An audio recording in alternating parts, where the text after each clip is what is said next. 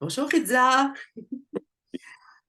Alors Rizza, je sais que tu enseignes la méthode, tu es formé en méthode Feldenkrais depuis longtemps, tu enseignes cette approche-là. Moi, ce que je trouverais intéressant vraiment à savoir, c'est qu'est-ce que ça a changé dans ta vie? À quel besoin ça a répondu, cette méthode-là? Je dirais que ça a changé beaucoup de choses et je vais essayer d'être succinct.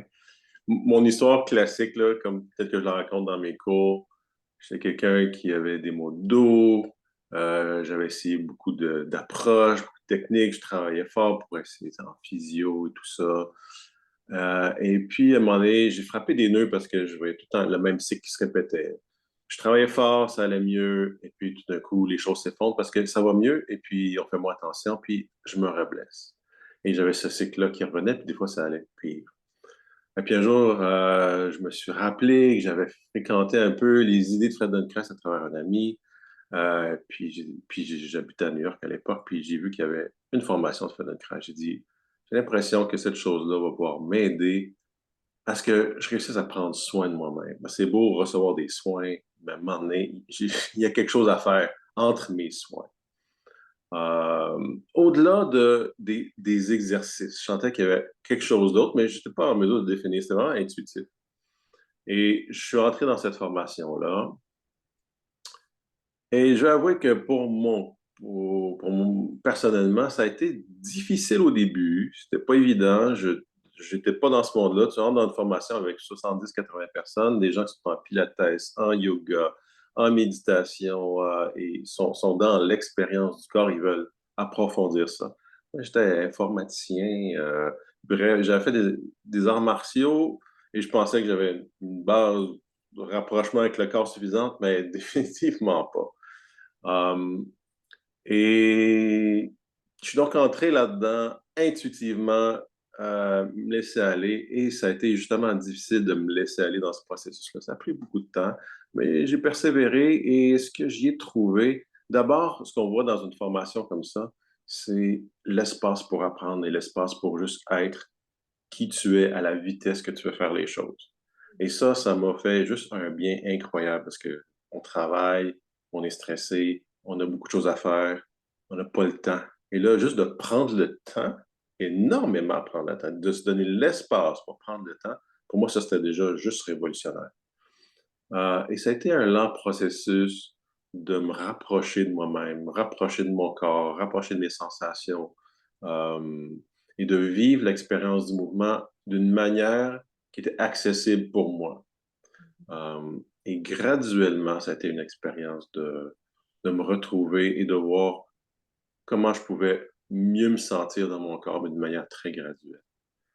Est-ce qu'il y a un exemple que tu souhaiterais donner, par exemple, en quoi est-ce que te retrouver dans ton corps, proche de ton Euh, corps, a pu vraiment répondre à un besoin ouais. spécifique?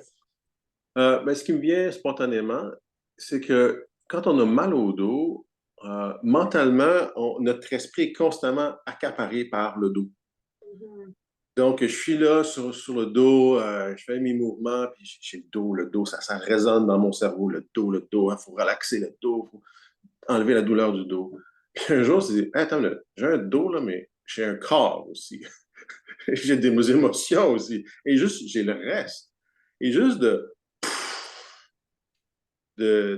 juste accepter que c'est pas juste à propos du dos, là. C'est à propos de toute l'expérience de soi-même.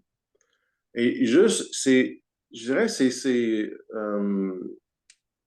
juste le mot anglais qui me vient, les switch, des prises de conscience de comme, OK, attends, là, il y a autre chose.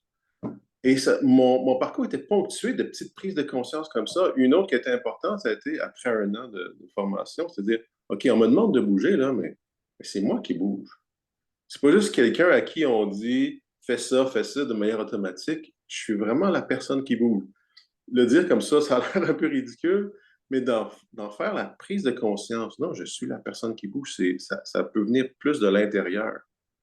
Hey, Mhm. ça a été comme, ça a ponctué mon apprentissage de petits moments comme ça, et c'était rempli comme ça de petits moments de choses qu'on ne peut pas enseigner presque. Euh, même si je fais des efforts pour créer un environnement dans lequel les gens peuvent trouver des petites ponctuations de prise de conscience comme ça, pour moi, c'est ça qui fait la différence dans un processus de guérison ou de prendre soin de soi ou aller vers moins de douleur ou juste bien-être ou autre. Ce sont ces prises de conscience-là qui sont, pour moi, cruciales et qui sont difficiles à faire dans d'autres, dans des domaines où est-ce qu'on va plus faire, aller vers un objectif de faire au lieu de juste être dans l'expérience. Donc ça m'a... Alors donc, tu pourrais dire que finalement, est-ce que donc le rapport à ton dos, où tu avais Mm. mal au dos, le fait Ouais, de prendre conscience que tu étais bien plus qu'un dos souffrant, ouais, ouais, que le fait de prendre conscience ailleurs a ouais. d'une certaine façon transformé non seulement ta relation, mais est-ce que ça a changé la douleur? Est-ce que ça a changé? Ben, c'est ça qui est intéressant, c'est qu'en réalisant qu'on est plus, on fait des connexions entre le dos et les autres endroits, et tout d'un coup, le dos, qui n'était que douleur, commence à être ressenti d'une manière différente aussi. Et Mhm, je dirais plus clair mhm. et plus connecté au reste du corps. Et pour moi, ça a été une expérience qui a permis de sortir graduellement. Et dans le livre de Norman Deutsch, je me permets de le noter, il y a un chapitre sur Feldenkrais, mais un autre chapitre, c'était sur la neurologie et la douleur. Et que les neurones qui ne soient pas utilisés sensoriellement soient utilisés pour la douleur. Bon, c'est pas clair ce que je viens de dire, mais disons que plusieurs neurones sont là, il n'y a pas de clarté dans le dos, et puis il y a beaucoup de douleur, parce qu'on ne sait pas trop, il se passe quelque chose dans ce coin-là, c'est comme s'il y a deux neurones qui vont juste être là pour la douleur. Mais quand on finit par clarifier les sensations, euh, clarifier ce qui se passe dans notre dos, c'est quoi cette structure, c'est quoi cet endroit en nous, c'est quoi moi dans cet endroit-là.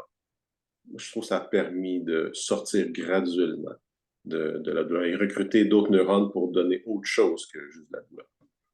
C'est comme ça que je le vois. Merci Ritza, merci de nous éclairer sur la transformation de ton dos qui est devenu un ami maintenant.